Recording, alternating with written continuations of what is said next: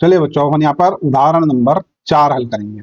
भूमि के एक बिंदु P से 10 मीटर ऊंचे भवन के शिखर का उन्नयन कोण 30 डिग्री है। ठीक है, तो मैंने एक काम करते हैं, साथ ही साथ में चित्र भी समझते चलते हैं।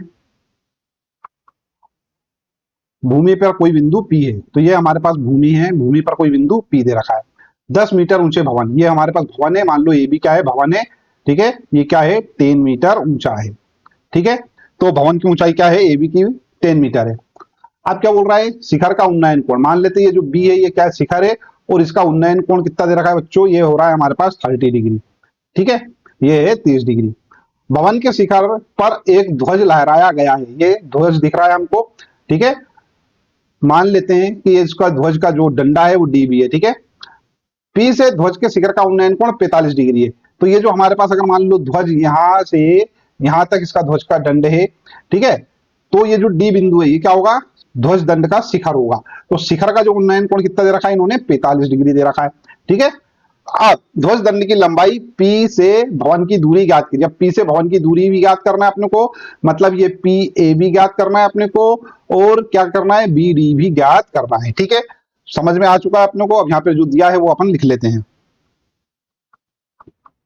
तो जो हमें ज्ञात था, जो जो वो सारा हमने यहाँ पे लिख दिया। क्या ज्ञात था, दिया है AB बराबर 10 मीटर कोई भवन है। ठीक है, चित्र में भवन के शिखर पर ध्वज दंड DB है, करेक्ट है, और इस DB का मान अपने को क्या करना है, ज्ञात करना है। बिंदु P से भवन के शिखर का उन्नयन कोण 30 डिग्री है। ठीक है, और क्या है, ध्वज दंड के शिखर का उन्नयन कोण क्या है, 30 डिग्री, सॉरी 45 डिग्री है। 30 डिग्री लिखा अपन ने, इसको 45 करना है। क्या है ये, 45 डिग्री है, 45 डिग्री। और बिंदु P से भवन की दूरी क्या है, PA है, इसको भी क्या करना है अपने को, याद करना है। ठीक है, अब अपन क्या करते हैं, प्रश्न को हल करना चालू कर दो बच्चों। सबसे पहले तो अपने को क्या है कि ये जो AB का मान ज्ञात है, तो अपन क्या करते हैं, इस PA का मान निकाल लेते हैं। ठीक है, लंब बटा आधार का सूत्र लगा के, है ना, या आधार बटा लंब का सूत्र लगा के, कुछ भी। ठीक है, तो अपन यहाँ पर लंब बटा आधार का सूत्र लगाएंगे और इस PA को ज्ञात कर लेंगे। ठीक है,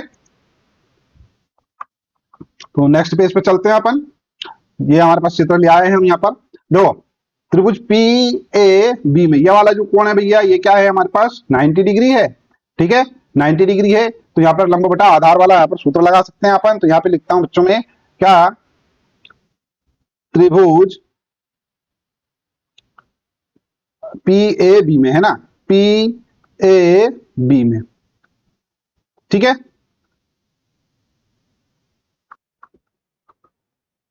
टेन थीटा बराबर क्या होता है, लंब बटा आधार। तो ये लिख दिया मैंने लंब, और बटे में लिख दिया अपन ने आधार। देखो बच्चों, टेन थीटा क्या है, यहाँ पर ये वाला मान है 30 डिग्री, तो ये टेन 30 डिग्री हो जाएगा। ठीक है, टेन 30 डिग्री। लंब क्या है इस समय लंब है AB, तो ये लिखा मैंने AB। आधार क्या है, आधार हमारे पास है PA, जिसका मान अपने को क्या करना है, ज्ञात करना है, तो ये PA लिख दिया मैंने। टेन 30 डिग्री का मान 1/√3 होता है, तो ये 1/√3 लिख लिया अपन ने। ठीक है, 1/√3 बराबर AB अपने को ज्ञात करना है, इसलिए इसको ऐसा का ऐसा रहने देते हैं। नहीं, ये भी तो दिया है अपने को, कितना है, 10 मीटर, 10 मीटर दे रखा है।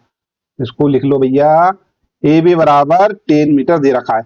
PA अपने को ज्ञात करना है ना, तो ये PA अपन ऐसा रखते हैं, PA इधर आ जाएगा और √3 इधर चला जाएगा, तो ये हो जाएगा बच्चों क्या, PA बराबर 10√3। इसको सॉल्व करेंगे अपन, तो PA बराबर ये हो जाएगा 10 गुणित √3, √3 का मान लिख देते हैं अपन 1.732। ठीक है, तो PA बराबर हो जाएगा हमारे पास, गुणा कर देंगे इसमें, तो ये हो जाएगा 17.32 मीटर। ठीक है, तो एक तो ये मान आ गया हमारे पास क्या, PA का। ठीक है, इसको अपन अभी यहां पर लिख के छोड़ देते हैं।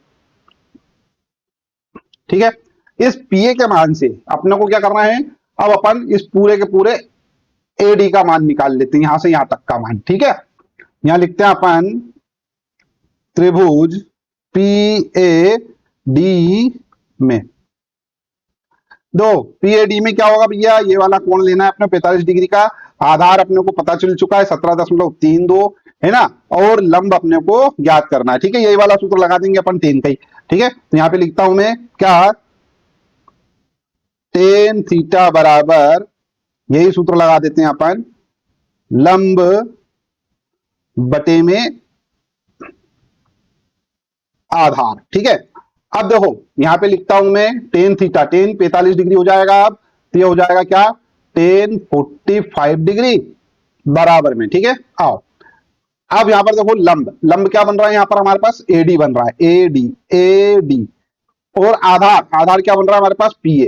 तो पी ए लिख दिया। टेन 45 डिग्री का मान होता है एक, तो ऐसा कैसा लिखा, एडी, एडी कितना है, एडी तो अपने को ज्ञात करना है, ये एडी में ऐसे ही रहने देता हूं। पी ए, पी ए हमारे पास आया है 17.32, तो ये हो गया हमारे पास 17.32। इसको लेके जाते हैं इधर, तो ये हो जाएगा 17.32 बराबर एडी। करेक्ट है, यहां तक कुछ कठिन काम है क्या, नहीं। अपने को एडी ज्ञात करना था क्या, नहीं, अपने को एडी ज्ञात नहीं करना, अपने को क्या ज्ञात करना है, डीबी ज्ञात करना है। तो यहां पर से देखो, यहां से डीबी, डीबी किसके बराबर हो जाएगा भैया, यहां लिखता हूं मैं अब डीबी, अपने को डीबी ज्ञात करना है ना, या बीडी ज्ञात करना है, एक ही बात है। तो डीबी क्या हो जाएगा, एडी माइनस एबी।